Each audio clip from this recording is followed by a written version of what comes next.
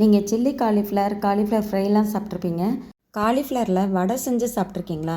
Cauliflower வடை பண்ணுறதுக்கு காலிஃப்ளவரை நல்லா கொதிக்கிற தண்ணியில் போட்டு சுத்தம் பண்ணி எடுத்து வச்சுக்கோங்க.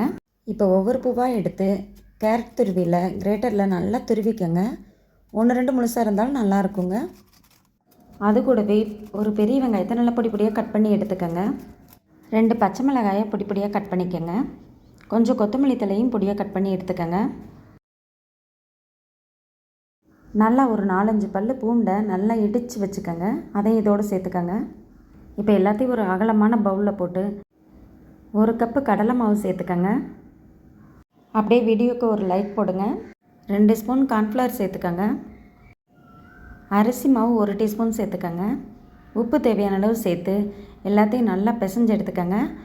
வெங்காயம் காலிஃப்ளவரில் இருக்க ஈரமே போதுங்க. பத்தலைன்னா தண்ணி தெளிச்சுக்கோங்க, ஊற்றிடாதீங்க.